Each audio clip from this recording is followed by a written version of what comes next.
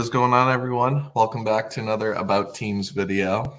Hope you guys all enjoyed your weekend. I know we certainly did. A lot of good games to recap in the NBA, and a lot of series are getting interesting. I guess the first one we'll start off with is my Timberwolves and Nuggets. I think going into this weekend, I think the Game 3 was on Friday, obviously Game 4 yesterday.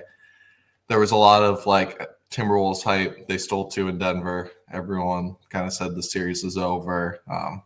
Stephen A. Smith and the National Talking Heads were talking about Western Conference Finals or NBA Finals. Actually, they were like, don't even play the Mavericks or Thunder. You guys have a spot against the Celtics most likely. But I think that got into their heads a little bit. Game 3, I immediately kind of knew I didn't like what I was seeing. A lot of 3-pointers shooting and not a lot of driving to the rim. Mm-hmm. And the Nuggets just came to play. They were not missing a shot. Jamal Murray feeding off the boos in the crowd. Bounced back after those first 2 rough games, was really balling out. And then it just led to a blowout, got too much early, and Timberwolves weren't liking some of the calls. But it was I've noticed when you got like Tony Brothers or Scott Foster, you're going to get a tighter whistle. You can't play as physical, and you're kind of just going to have to adapt to that. And yesterday's game, I think you can look at it one of 2 ways. I would say the Timberwolves, specifically Anthony Edwards, did a much better job attacking the rim because Jokic is just not a good defender, especially in the paint. He has no interest really in playing competitive defense.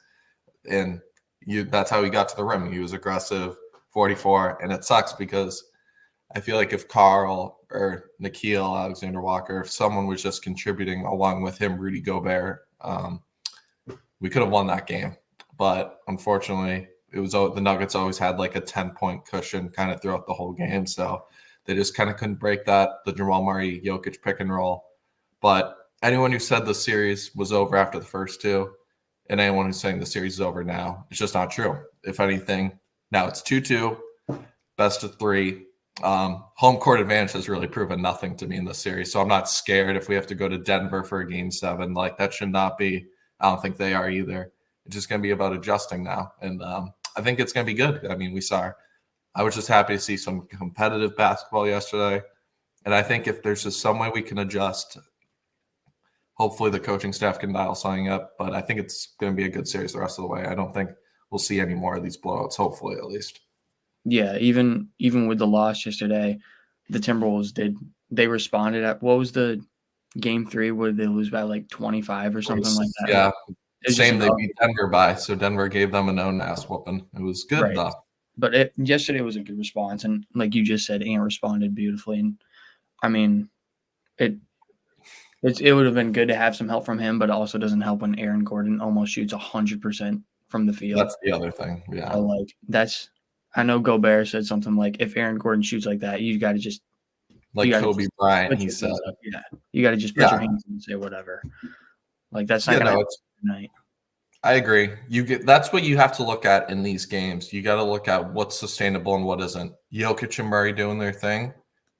Yeah, like that's going to happen. Jokic is going to get 30 points plus. Aaron Gordon shooting 11 to 12. Not sure that's going to happen. Denver's hot shooting off the bench that are non-shooters. I mean, you can't leave them open, but I felt like they weren't missing yesterday. But it'll be interesting to see what happens if our bench can bounce back. I think you got to go 7, just Naz and Nickeil off the bench. And you got to keep either one of Carl or Ant on the floor, because what killed them beginning of the second quarter, which increased the Nuggets lead to as much as like 18 or something, was not having one of those guys off the bench, or was having both those guys sitting. And you got to have a shooter that can create for his own. And if someone ain't going to step up, you at least have to have a threat out there. So we'll see though. It's going to be good. I know I'm not like panicking because we lost 2, nor was I even as one of the most avid Wolf fans, saying the series is over after 2 games, after going up 2-0. Mm-hmm. So you got to find a balance in the middle, best of 3 from here on out. I think this is the best series, or one of the best series. I think the winner of this really does go to the NBA Finals, but we'll see what happens. Yeah. The Wolves need somebody to step up, kind of like and what Aaron Gordon just did. We know he's not going to do that every single night, but even just getting that for a game or two is huge because, as we just saw, it stole them a game. Yeah, I'm looking at Jaden McDaniels did that in game 2 against Phoenix. Yeah. Ant didn't have his best game. He dropped 25. Mhm. Carl, I don't know why. If you're the greatest shooting big man of all time, that's where I'll end it on. Why are you posting up Aaron Gordon, who's such a great post defender? Just shoot the three. Game 3, he went 4 or 5 from 3-point range and only took 7 shots. Like, what? Why are you only taking 7 shots? Beyond me. He took like 18, which is what I want to see, but 18 bad shots. So, and if he shoots 50%, we might win, and we got to hit our free throws. Rudy Gobert, you need to lock in, bro. I don't know what's going on these last 2 games. I know you just had a baby, so maybe you're not getting that sleep, but he looks exhausted. And Jokic is working him, man. He's working him. Well, he's not even like the main primary defender. He just looks tired, and I don't know what it is. But this is the playoffs, and this is a good series, second round. This is like the second time in history you've made it to the second round in for the Timberwolves. Maybe even Rudy too. So have some passion. Let's go. Pick it up. And I think maybe actually hitting the road will be better, so he's not around the newborn. And I feel like the Bulls had the second best road record in the league. So I think the team can lock in more actually on the road, which might be a good thing. Did he play better in Denver? What? Did Rudy play better in Denver? Because, I mean, we all know the Game 1 he did play good, but you remember Game 2 he missed because of the newborn. Yeah. So, I mean, maybe, that mile high aspect, comes into play. So if he's tired, it does. Maybe it does help him, but Minnesota plays there twice a year. They went to the playoffs there last year. So I think the altitude doesn't really play too much of a factor for them, especially because it's at least for Ant, Nikhil, Naz Reid, Carl, they're all 28 or under, maybe 24 and under. And Carl's 28, but I think that doesn't affect them. It clearly hasn't this series. And Denver's been great on the road too. I think it's going to be a great series. I predicted 7 games. I think it's going to go the distance. I can't. It's been a good series. Anyone who thought a sweep was coming, I mean, even the most positive Wolves fan, I could tell you that was not happening. But I'm excited to see what happens the rest of the way, what adjustments the Timberwolves make, because the Nuggets have clearly made adjustments. But, I think overall can hang your hat on that good of a series. And speaking of a series that has kind of turned the tables, the Indiana Pacers.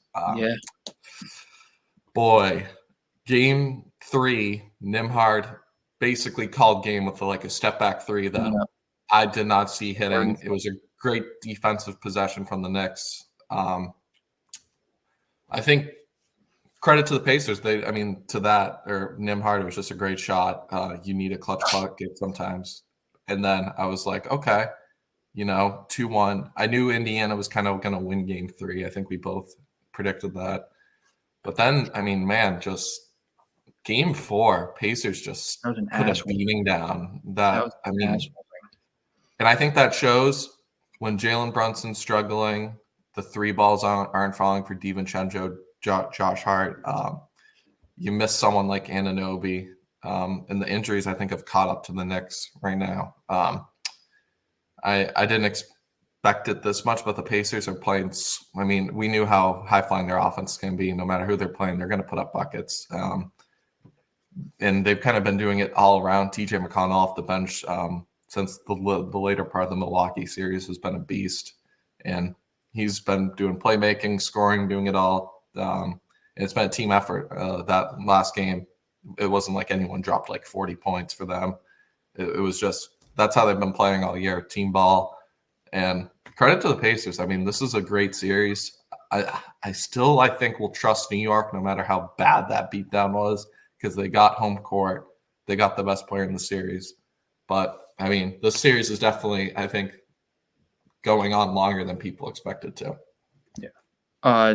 When we were just talking about the sustainability factor, this kind of plays into that in the reverse sense that I don't think the Knicks are going to shoot 34% from the field for another game. That's just – and, credit to the Pacers for taking advantage. We know the Knicks are a little banged up, and maybe that's a little bit of a factor into why, guys like Brunson are not playing to the level they've been playing, but I still can't see especially in New York. Like I Oh don't no. think the Knicks. There's no way the Knicks get blown off the court like that in New York. But I mean, credit to the Pacers. They could have gone down 2-0, gone back home, and just said, "This is over. We're folding." Like we got to the second round. That's a win for us. Yeah. But their players stepped up. Guys like Tyrese Haliburton stepped up. So we got a series. I still think the Knicks do take it, but I can see it going 7 after watching these two home games for the Pacers. Yeah, no, I agree. And it'll come down to can Anunoby play. And I don't know, Jalen Brunson was playing so good. A one-off game doesn't change anyone's opinion on him. Exactly. You just need to get back on track. But even if like the Knicks shot like 40% from this game, it was like the Pacers just played really well. We'll see what happens. New York obviously banged up. How do they respond to this? I hope it's not true, but like, their starters play like 43 minutes plus each. So how much will exhaustion play into this? Because Philly took them almost to the brink, 6 games. Indiana's taken them to at least 6 games. So we'll see. But I think, this Indiana, they were a great story early in the year, kind of tailed off. Now they're back up to where they belong. Great. People are giving the Bucks or discrediting Indiana's win because Milwaukee was injured. But I mean, you still have to play a playoff series against players like Dame, Chris Middleton, Bobby Portis, who all have playoff experience, Brook Lopez, and they won it, and now they're putting up a great fight against the 2 seed. So credit to the Pacers. Then next series, I guess we'll talk about quickly was Celtics Cavs. They only had 1 game this weekend. And what did we call for? He needed to prove they needed to show up. Tatum was able to do that this game, assert himself much more earlier on into the game. And that's what they needed. They needed him to step up at some point because he was basically a no-show. I think it's like through the first 6 games of the playoffs, but he did what he needed to do there. And if I'm the Celtics, if I can just get consistent play from the whole team, even then with Tatum balling out, I believe they only scored like 106. But their defense, if you can hold the Cavs and contain Donovan Mitchell, you should win the series pretty easily because they don't have any shot creators outside because Darius Garland just isn't shooting it enough or hasn't been efficient, especially in the first round. So I don't know if his confidence is shot. But if he's not going to do it and you can contain Donovan Mitchell, the Celtics should win the series, but it's still scrappy. And I'm curious if Jared Allen's out for this whole series. I don't think the Cavs have a chance. Yeah. As a Celtics fan who is a little bit harder on the team than you may be, I'd say Tatum getting the job done was a good way to put it. I don't think even though he put up 33, he still shot below 50%, taking bad shots. He's still taking threes when he's a 6'9", 6'10" guy who's probably stronger than pretty much everybody on the court and can just back them down, but instead tries to take some step back in your face 3. Jaylen Brown played great though. He shot very efficient. He stepped up when he had to. He made some really big shots. Al Horford was kind of a liability on defense, but and Donovan Mitchell, he did his thing, but like you just said, they contained it. They didn't let. You just gotta make him work for it. Right, exactly. I forget what player said it for the Celtics after the game, but they said if it's not Tatum on him, it's going to be Derek White. If it's not Derek White, it's Holiday. If it's not Holiday, it's Jaylen Brown. So every single possession, Donovan Mitchell's having to work his ass off for a bucket, and that's going to wear him down. So the game plan. And I heard Jaylen Brown call the team out after their game 2 loss. Yeah, I think they definitely, you just got to throw different bodies at him, tire him out, because he's really the only one that's a super scoring threat right now. If I'm Cleveland, obviously I like this defensive matchup. It's going to come down to can people step up and hit their shots? Can Karis LeVert, like an Aaron Gordon type game, can you just get someone to shoot really well? You got that from Evan Mobley in game 2. Can you get someone from Isaac Okoro, Karis LeVert off the bench? Can Darius Garland have a game where he drops 30? it's going to be interesting. I know Game 4 is tonight, and this will kind of put a good sense of where the series is going. If Boston wins, I think they win in 5. If Cleveland wins, don't know. Depends how they win, obviously. But we got officially got a good series. But that'll be interesting to see. Yeah, and I agree. Tatum obviously not as efficient, but I just liked him being aggressive at certain points. Get to the line. If that's it, that's how I want it from the Timberwolves too. I hate settling for threes when you can clearly go into the paint. Worst comes to worst, get an easy layup or get fouled and go to the line. So, and if they block it, they block it. Credit the defense, but you got to make them work on defense. It's too much of I want to call it a stigma, but people always are talking about free throw merchant. Oh, he's only that's because they're aggressive and they're not just settling for a garbage outside shot where they're not going to get fouled. They're actually working. I think there are some players though who flop. Embiid, I get what you mean. Yeah, Embiid, but be aggressive. Exactly. If you know nobody on that defense can guard you without fouling you, then use that. Yeah. No, I agree. And should be interesting Game 4, like we said tonight. So this will kind of put a good dent where the series is going. Series swinger. It's and then the other. Yeah. And then the last series we'll talk about my Mavericks, or my prediction. You're Mavericks, bro. You're Mavericks. Yeah, my Mavericks to face my Timberwolves in the Western Conference Finals. Mavericks able to win Game 3 was very competitive. Like I said, biggest thing, if the Thunder stop playing Giddey, they have a really good chance. That guy's trash. They are able to take it. Podcast. Yeah, they're able to take advantage of his minutes on the floor because he's not good. He can't shoot. He's not good at defense. You just got to attack him. We saw in the second half Kyrie able to finally step up scoring, which was what we were kind of – PJ Washington, that dude just been balling the last 2 games. He's been having a great series. Yeah, so shout out to him. Luka being able to do his thing. I know hopefully I know he's still dealing with that injury. Hopefully that'll be okay. SGA on the Thunder did his thing. It was a really close game for a while, but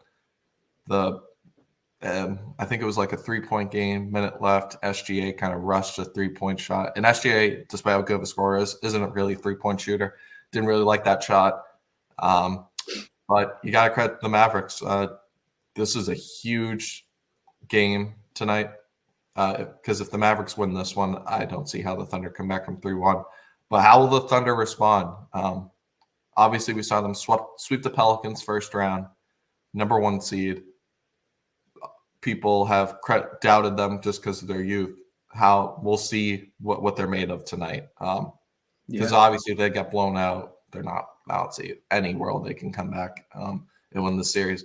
But if they can respond and win, that'd be very impressive. If the Mavericks have the ability to close it out, because we saw the Mavericks play with their food in the first round without Kawhi Leonard. They were 0-2 to start the series. So, we'll see. Can the Mavericks just not get down by 20 early like they were against the Clippers and just be able to play consistent throughout the whole game, have players step up like PJ Washington has these last 2 games? I'm excited, but I'm loving the Mavs prediction right now. But we'll see what adjustments OKC makes. Yeah, it's looking spot on. I think 2-1 games, like Game 4s where it's 2-1, are probably the most crucial or pivotal games because it's either series is tied and you got best out of 3, or the series is basically over. So really, the Thunder are fighting for their lives tonight. I think if Kyrie and Luka just keep consistently playing better and they have other players step up, like they've had PJ Washington step up, then I do think the Mavericks will take the series. I know I predicted OKC in 6 or 7. I think we both had it going the distance, and I had Mavericks in 7. But I'm looking like I'm going to eat my words because Dallas seems like they just outplayed them. So no, it was a good game. But Dallas just was able. Kyrie, second half, was able to kind of take over some of that scoring. But even then, OKC was there the whole game. I'm curious if they even start Giddey tonight, because if they do, they're just asking for a loss, because he's only played like 10 minutes and is always like a minus like 15. It's crazy. But we'll see. OKC obviously is the coach of the year. I know adjustments are coming, but kind of to end this, I saw an interesting tweet we talked about how Shai Gilgeous, even though like is one of the best players in the league, second MVP voting, they need him to be able to. I saw a tweet saying like it was along the lines of like he needs to be able to rise to the level of other superstars and be able to get like that 40, 50 points you need in a playoff game, but he like can't do that. He'll get you like a consistent 30, but can't rise to like that level to get you like that 40, 50. I just thought like, what was your take on that? I mean, I feel like 30 from your star players is still pretty damn good. And hearing that kind of makes me think he should have other people step up around him and kind of help him out. You know, if you're dropping 30 a game in the playoffs, that's pretty damn good. Obviously, you'll always take a 40 or 50 point game, but like we've seen it with the Celtics and Tatum. Like I would love to see Tatum start dropping 40 and 50, but he straight up hasn't. Like he hasn't.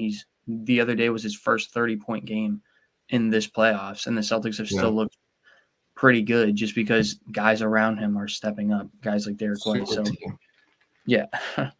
Hey, I'm not gonna, but he needs other guys to step up around him, and I don't know if I like that. Yeah, it's just interesting though, because he is like the definition of a consistent 31.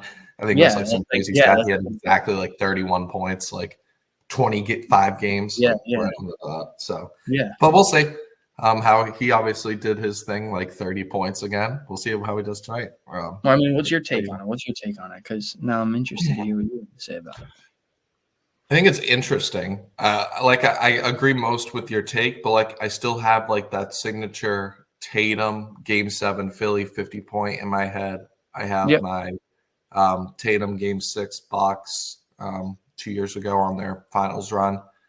But I agree most of you. If you're dropping 31, I think you take that most of the time. But we'll see how it plays out. Like if SGA like 2 years from now hasn't had like that 40, 50-point game, then I'd be like, yeah, maybe like, he just can't like with his mid-range game, not too much of a 3-point shooter. But we'll see. I mean, this is only like his real first playoff experience. Right. So the tweet was the tweet more about them looking for his signature game. Like they're still waiting. I think like they're like, most superstars in this league or the questioning, does he have the ability to drop like a 40, 50-point game like in the playoffs? I think if it ends up going 6 or 7, I think he does it in like one of those games. We signed to watch out for.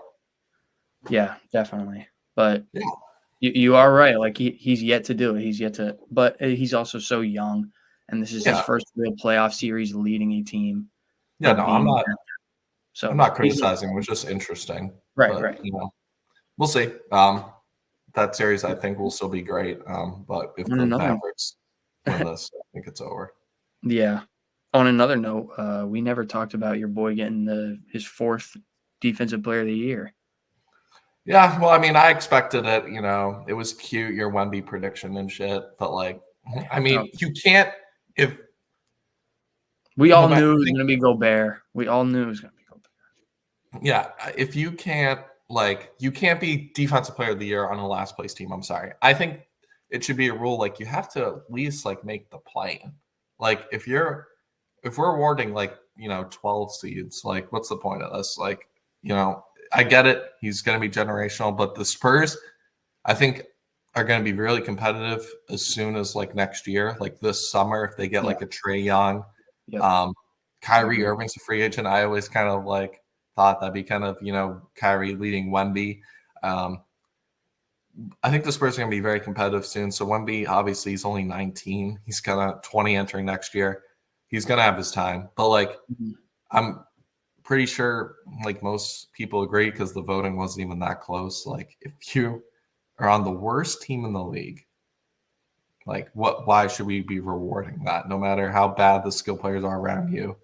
People forget in Utah, Rudy had traffic cones in front of him on defense, and he still anchored a top 3 defense. just because of his presence in the paint. And, you know, I saw this like on a Timberwolves podcast, like Wemby averages more blocks per game, more steals. But there's a lot of like people you just see dribble by Rudy and then say, never mind. Like they don't even like attempt to shoot. They just kick it out to a shooter in the corner because they know like that's going to get blocked. And I know Wemby is those, but I feel like they attacked him more because he was a rookie. Right. He hasn't established himself. Yeah. He hasn't even number 1 overall pick. He didn't establish himself. People more aggressive. Like people know Rudy's one of the best in the league. Right. And they're like, oh, never mind, you know, not going to shoot it, pass it up. His presence is a big part of it. Yeah. Like he changes the defense just by being there. Yeah. And I think obviously number 1 defense player of the year goes to like a top 5 defense. It was never really in my mind. Like I agree, one-on-one, I probably would not want to take on Wemby. But you gotta. It's just like the stats got to mean something, and it can't just be like because we're trying to push a narrative that Wemby deserves it, and we have to bail on what matters, which is defensive rating, regular season success, which I think all these awards are predicated on. But we'll see. Also, I do have one more thing I want to talk about, and it's just a quick, what's your thoughts on the draft lottery and the Pistons being the worst team in the league? And what did they get, the 6th pick? Yeah, it was something. Hawks got first. Hawks got the first pick, and they had like a 3% chance. They were in the play-in. If I'm the Hawks, I'm lit because of course. If they're already having rumors of trading Trae Young, Devontae Murray, now they can get, like Alex Sarr. They can get someone. Isn't there a kid is that the kid from France? I know there's another like 7. I forget the name. It's a pretty below average draft class, but you still get pick of your choice guy that can be franchise changing because there's still some great players. If I'm the Hawks, I was just going to ask. Yeah, I like it. Yeah. Do you think I like it because it shouldn't? Yeah, because it shouldn't allow a team to tank for because I believe there really was tanking before the lottery in it.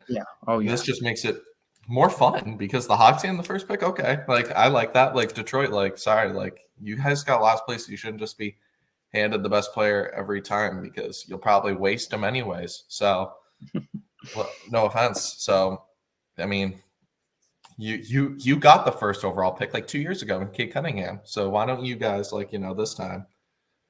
You got to work for it, man. And I'm not a fan of tanking, so I think it's a good thing. And we'll see. I think it's exciting. I agree on your point about tanking. I do think there should be a lottery, but I think after seeing stuff like this, I saw a post that said it's like the 5th straight or 6th straight year where the worst team didn't get the number 1. Yeah. And I get that, but I think maybe the odds should be changed so that maybe the teams. Atlanta only having a 3% chance is like very low. I know that, but I don't know. I feel like 14%. Yeah, maybe. Maybe the top 3. Maybe the top 3 get it, but if we didn't have the draft lottery, we wouldn't have Anthony Edwards. So I love the draft lottery. True. Do you think it should be implemented into like the NFL? I think NFL's a little bit different because NBA, you can get a lot away with like sitting players or just like doing weird stuff. NFL, like if you're just bad, like you're bad. Like I don't think like Carolina was purposely trying to like tank. I mean, they didn't even have like we talked about. They didn't even have a number 1 pick. They were just bad. I think it's a little bit different because it's only 16 games. It's really hard to tank. But I don't ever think it's the players and coaches. I don't think they're ever trying. I always think it's going to be the upper management not giving them tools. It's like we're not going to give you the tools to succeed because we want to lose. Exactly. Yeah. But it'll be interesting. It is a good debate, but we'll see how it goes. Yeah. I like it though, and we'll see what happens with the Hawks do this offseason because I think getting the number 1 pick makes it only easier to trade one of your guards, whoever it may be. maybe to San Antonio, like we talked about, to give Wemby some help. But It'll be exciting with to that see. with that being said, we got a couple games tonight with, like we talked about, Celtics, Cavs, Mavs, Thunder, crucial games. See if either one can even up the series, or if it's 3-1, series over, most likely.